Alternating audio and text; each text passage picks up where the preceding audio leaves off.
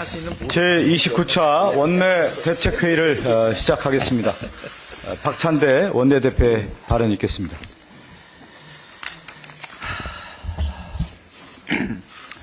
민주당은 이번 주 야5당과 함께 명태균 특검법을 처리하겠습니다. 특검으로 명태균 게이트의 진상을 제대로 규명해야 도대체 왜 윤석열이 12.3 내란 사태를 일으켰는지 그 이유를 명확히 알 수 있습니다. 특검으로 윤석열, 김건희 부부와 명태균의 공천 개입, 여론조사 조작, 중대범죄의 전모를 낱낱이 밝혀내야 무너진 헌정 질서를 바로 세울 수 있습니다. 또한 명태균과 야합해 부정과 부패로 나라를 망친 정치인들은 과연 누구인지 특검으로 발본색원해야 파괴된 공정과 정의를 회복할 수 있습니다. 명태균 게이트와 관련해 검찰이 지금까지 속 시원하게 밝혀낸 것은 아무것도 없습니다. 명태균 게이트 수사 착수 15개월 동안 검찰은 핵심은 손도 대지 못하고 변죽만 울렸습니다. 검찰은 지난해 11월 명태균과 윤석열, 김건희 부부의 공천 관련 통화 내용을 담은 수사 보고서까지 만들었지만 이후 수사는 지지부진했습니다. 검찰이 명태균 게이트 수사를 고의적으로 은폐 축소하고 있다는 국민적 의심이 점점 더 커지고 있는 와중에 명태균이 2021년 국민의힘 서울시장 선거와 대선 경선까지 개입한 정황들도 계속 쏟아져 나오고 있습니다. 명태균의 덫에 걸려서 억울하다는 오세훈, 홍준표 시장이 정말 한 점 부끄러움이 없다면 명태균 특검으로 사실을 밝히면 될 일입니다. 최근엔 검찰이 강혜경 씨의 휴대폰을 확보한 작년 3월에 이미 명태균 의혹을 인지하고 있었다는 보도가 나왔습니다. 공교롭게도 윤석열이 비상대권 운운하며 비상계엄 논의에 착수했던 시기와 맞물립니다.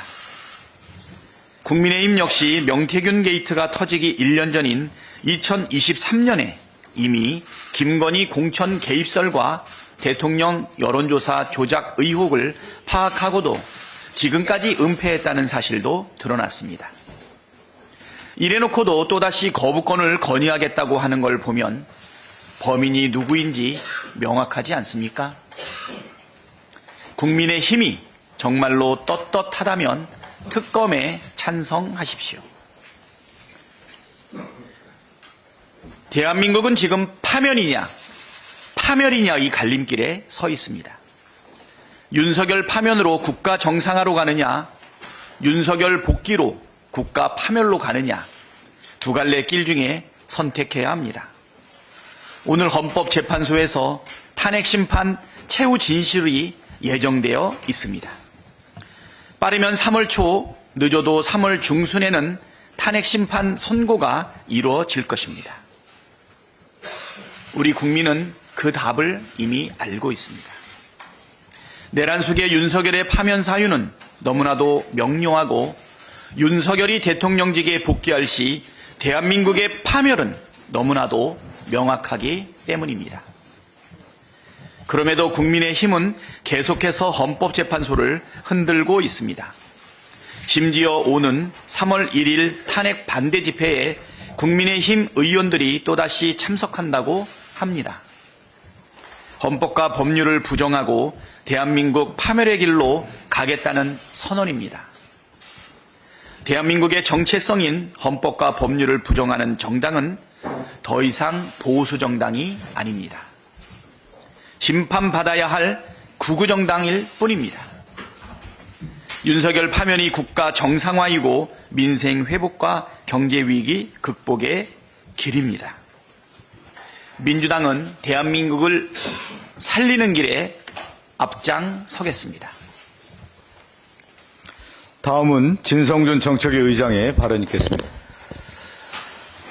국민의힘이 연금개혁에 또다시 조건을 들고 나왔습니다.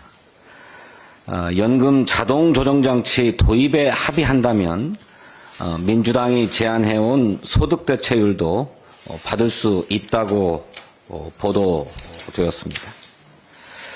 국민연금 모수 개혁에 무슨 조건을 이렇게 자꾸 다는지 모르겠습니다.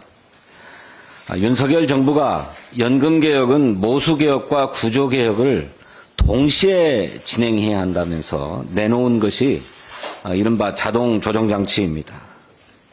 한마디로 연금 자동 삭감 장치입니다. 민주당은 그동안 일관되게 반대해 왔습니다만 정부가 진전된 입장, 국회 승인을 조건으로 시행한다라고 하는 것인 만큼 논의에서 배제하지는 않겠습니다. 자동 조정 장치는 구조개혁에서 논의하면 되는 문제입니다. 자꾸 이런저런 조건을 걸지 말고 모수개혁부터 합의합시다. 국민의힘은 또 연금 개혁안을 처리한 후에야 추경을 논의하겠다고도 합니다. 지난번에는 반도체 특별법에 추경을 연계하더니 이제는 그것도 모자라서 연금 개혁과도 추경을 연계하겠다는 것입니다. 추경은 추경이고 연금은 연금 아닙니까? 지난 국정협의회에서 국회와 정부는 추경의 필요성에 공감하고 사실상 추경의 실시에 합의했습니다. 지도부가 합의한 대로 추경의 시기와 규모, 세부 내역을 논의하기 위한 실무협의에 즉각 나서기를 바랍니다.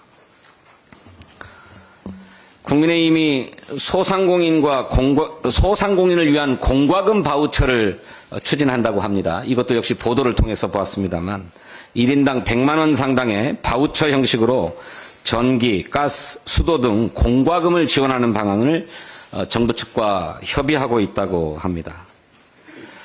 민주당은 소상공인 지원을 반대하지 않습니다만 자영업 소상공인들이 진정으로 원하는 것이 무엇인지 모르는 엉뚱한 처방이라고 하지 않을 수 없습니다. 자영업 소상공인들의 바람은 손님이 좀 많이 와서 매출이 늘어나는 것입니다. 공과금 지원으로는 당장에 급한 불은 끌 수 있을지 모르지만 매출 증대에는 하등 도움이 되지 않습니다.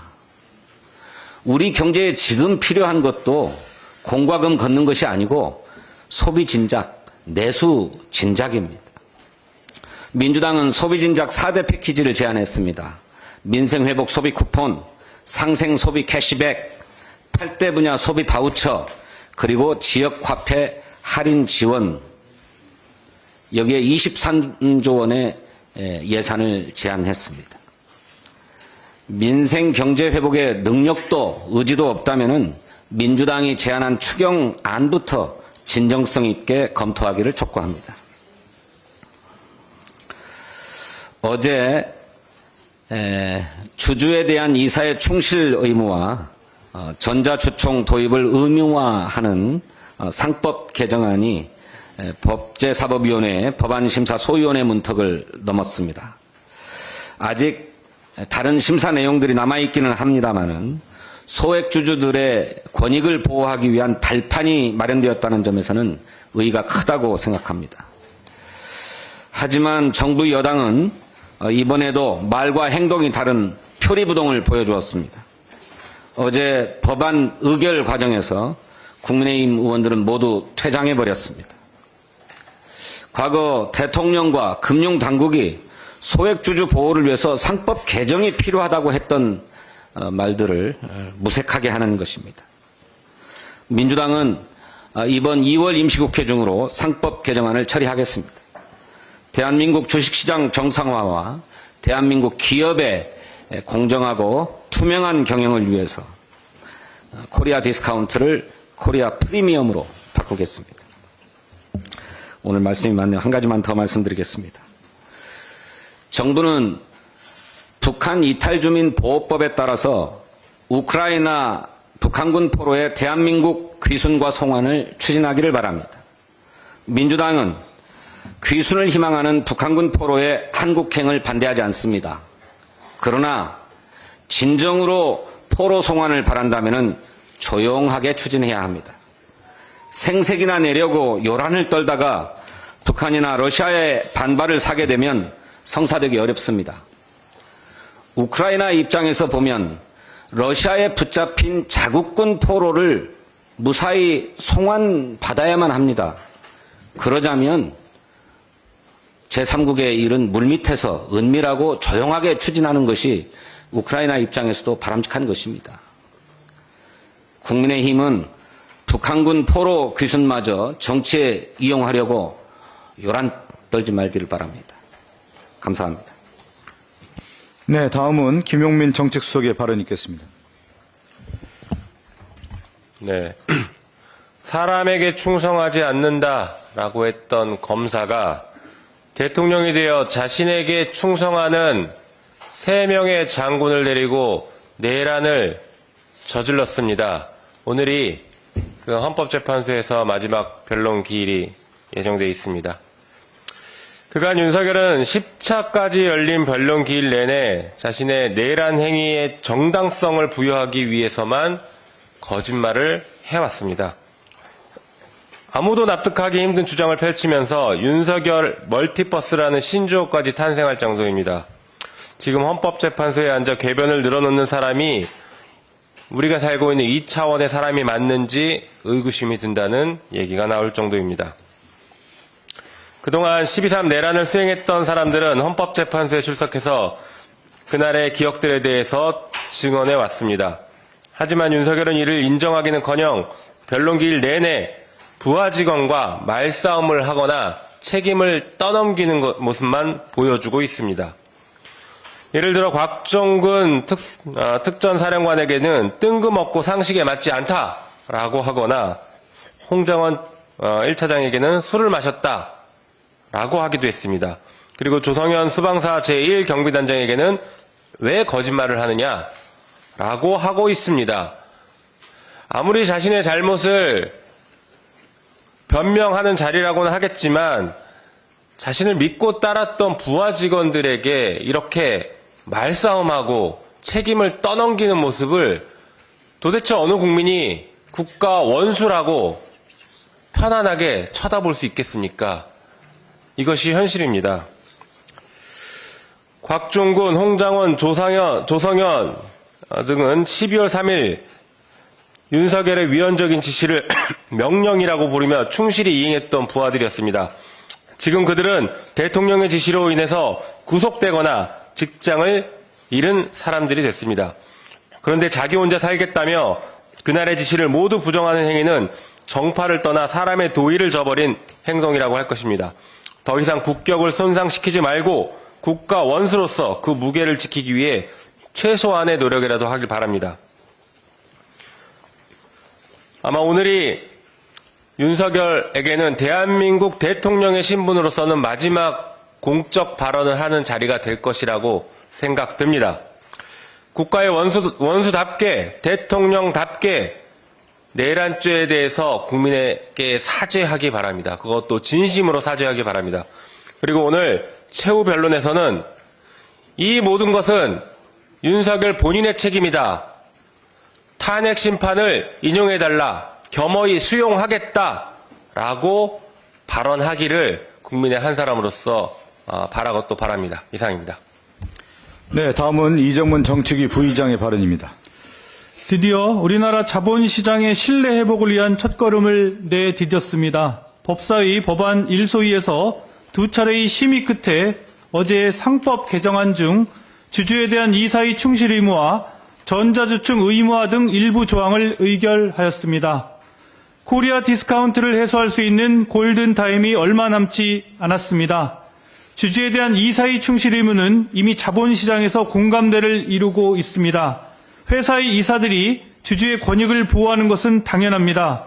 또한 주주의 비례적 이익을 침해하는 결정을 내린다면 그에 대한 책임을 명확히 물어야 합니다. 현행 법 제도로도 가능하다는 주장이 있으나 우리 자본시장에서 끊임없이 등장하는 편법적 행태는 그 실효성을 담보할 수 없습니다. 우리가 익히 알고 있는 삼성물산, 제일모직 합병 사건, LG화학 물적 분할, 그리고 최근 HD현대의 중복 상장 시도 등에서 드러난 악순환의 근본 원인을 해결해야 합니다. 주주 전체의 이익을 중시하지 않고 소수 지배주주의 이익만을 우선하는 왜곡된 의사결정 구조를 바로잡아야 합니다. 우리나라 기업의 가치와 주가는 국제적인 경제의 위상에 비해 현저히 낮은 수준입니다. 이번 상법 개정안이 최종 통과된다면 주주 전체에 대한 이사의 의무가 법률상 명확해지고 자본시장에서 만연한 주주경시 풍토가 개선될 것으로 기대됩니다. 이는 결국 기업 가치 제고와 자본시장에 대한 신뢰 회복으로 이어져 국내외 투자자들이 안심하고 투자할 수 있는 환경을 조성할 것입니다.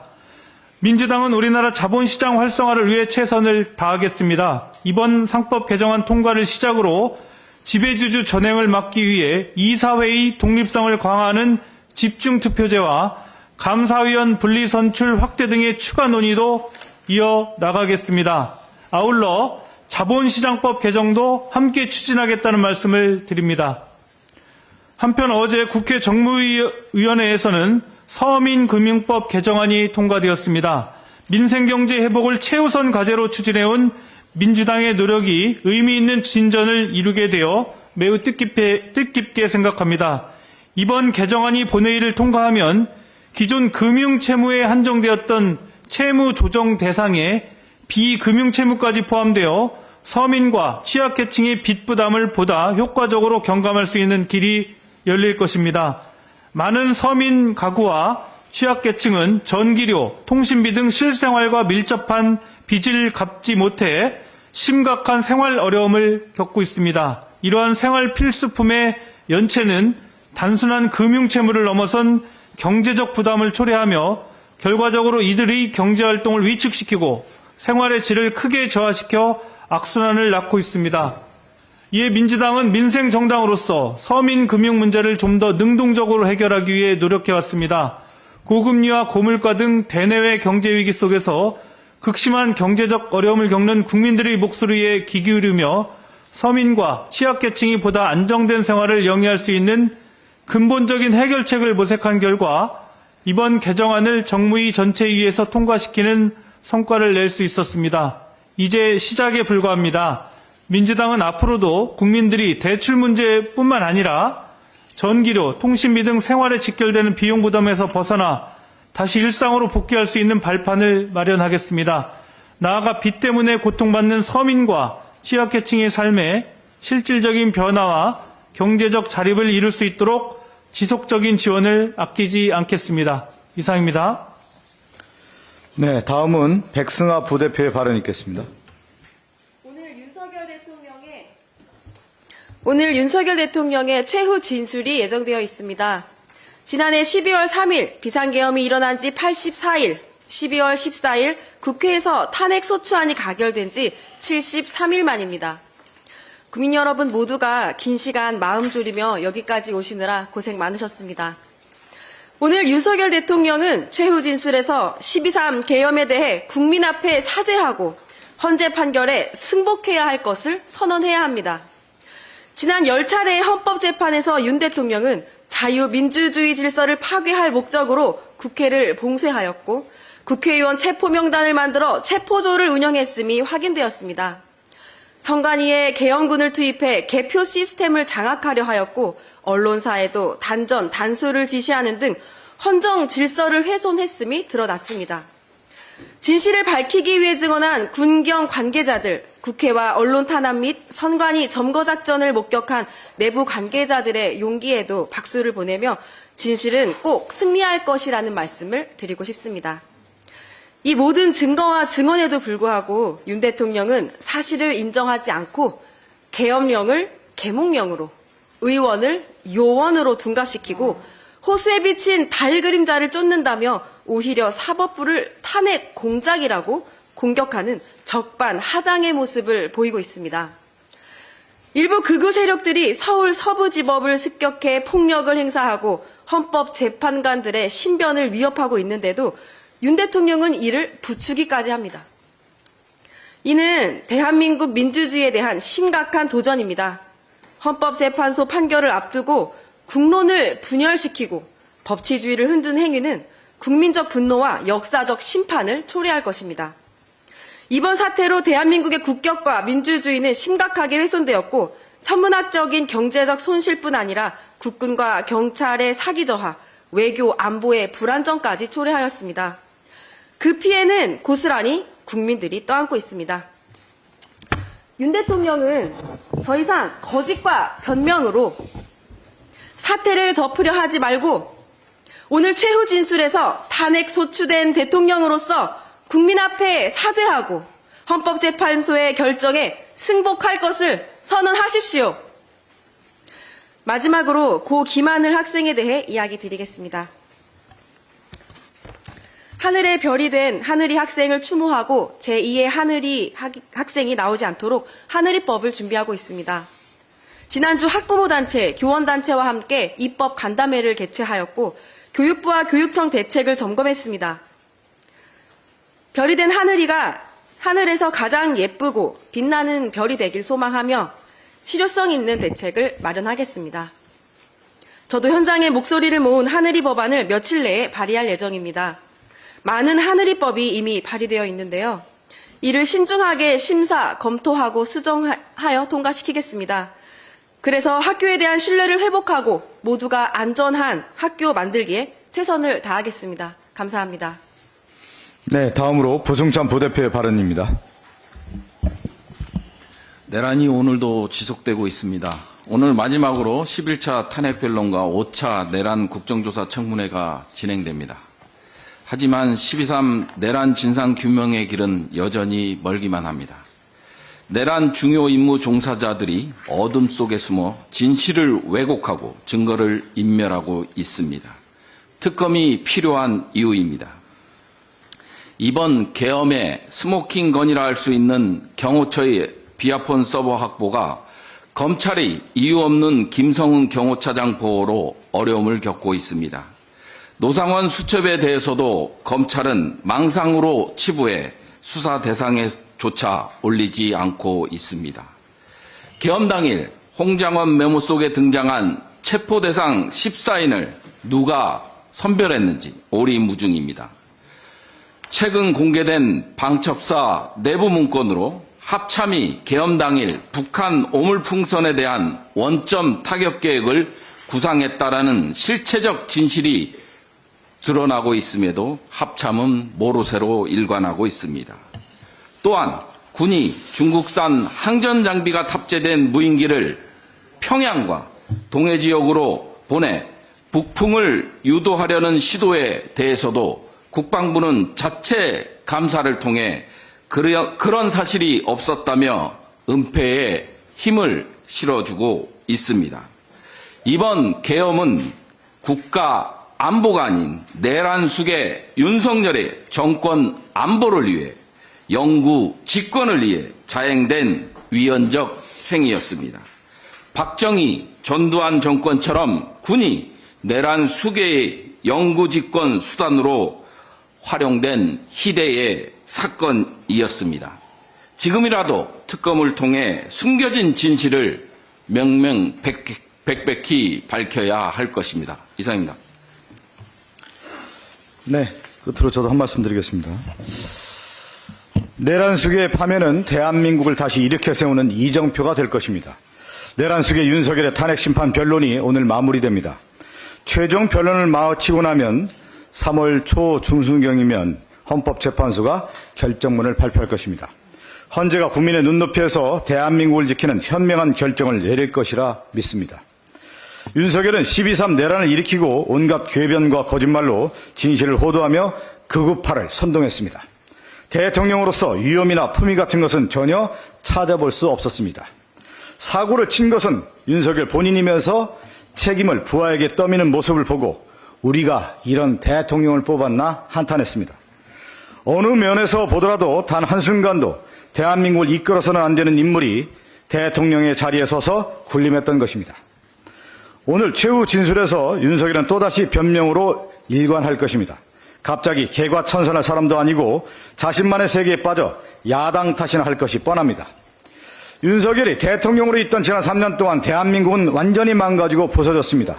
정의와 도덕, 공정과 상식이 무너지고 경제는 끝없이 추락했습니다. 윤석열을 대통령으로 만든 국민의힘은 아직도 내란 수계를 옹호하며 나라의 근본을 흔들어대고 있습니다. 국민의힘이 지금 걷는 길은 극우의 길입니다. 건너지 말아야 할 극우의 강을 걷는 것은 국민의힘입니다. 우리에게는 시간이 별로 없습니다. 12.3 내란 사태 이후 벌써 84일의 시간이 지나고 있습니다. 국가 정상화를 위해 선량한 국민이 치러야 할 비용은 눈덩이처럼 쌓이고 대한민국의 유상은 계속 추락하고 있습니다. 이 모든 위기를 수습하고 대한민국을 다시 바로 세우기 위해 내란 수계의 신속한 파면 결정이 나와야 합니다. 내란 수계의 파면 결정만이 나라를 다시 일으켜 세울 것입니다. 한 말씀 더 드리겠습니다. 어제 김건희, 명태균 통화 육성이 공개가 됐습니다. 대통령 취임식 전날인 2022년 5월 9일의 상황인데요. 지난 10월 31일 날 윤석열과 명태균의 통화 녹취록이 공개된 이후에 김건희의 육성이 다시 등장하게 됐습니다. 이 내용을 보면 김건희가 당선인 윤석열이 지금 전화를 했는데 미르라고 했어요. 그러니까 김영선을 미르라고 했다는 거죠. 그 당시 상황에 권성동과 윤한홍이 반대를 했다는 겁니다. 그렇지만 너무 걱정하지 마세요. 잘 될 겁니다. 이 내용을 보면 윤석열과 김건희가 공천 개입한 정황이 그대로 드러나고 있습니다. 이러한 사실들을 검찰이 수사를 하면서 아마 알았을 겁니다. 이런 수사 보고서도 다 보고가 됐겠죠. 그동안에 수사를 진행하지 않다가 명태균 특검법이 발의가 되면서 검찰의 수사가 이어졌고 또 특히 명태균의 폭로가 이어지면서 이 모든 상황들이 불거져 나오고 있습니다. 명태균은 이런 얘기를 하고 있죠. 황금폰 복사본을 갖고 있고 검찰 수사가 제대로 진행되지 않는다면 황금폰 터뜨리고 특검에도 넘길 것이다. 이런 얘기를 했습니다. 이 얘기는 뭐냐면 검찰이 수사가 제대로 진행되지 않다라는 것을 명태균이 얘기하고 있는 거 아니겠습니까? 지금 우리 민주당은 명태균 특검법을 발의했고 27일 본회의에서 상정 처리할 예정입니다. 명태균 특검법이 왜 필요한지를 지금 수사 진행 상황을 보면 알 수 있고 당사자들이 지금 다 나오고 있어요. 이름이. 권성동 원내대표 이 상황에 대해서 언급해야 되지 않겠어요? 야당 비판에 그렇게 골몰할 것이 아니라 김건희, 윤석열과 관련된 이러한 공천 개입과 관련해서 권성동이 그 당시 어떤 입장했는지 저희들이 입장을 내야 되지 않겠습니까? 권성동 얘기하고 있습니까? 원내대표 입장을 들어보고 싶습니다. 그리고 윤한홍 의원 관련된 내용도 나오고 있고요. 그 당시 공천위원장 했던 윤상현 의원 어떤 입장인지 그동안에 거짓말로 일관해서 부정하고 있는데 이런 내용들이 다 불거져 나오고 있는 상황에서 그들의 입장을 분명히 다시 한번 듣고 싶습니다. 명태균의 이러한 폭로가 이어지는 가운데 명태균 특검법은 반드시 처리해야 된다는 것이 국민의 여론이 더욱더 높아지고 있는 상황입니다. 이상입니다. 제29차 원내대책회의를 마치겠습니다.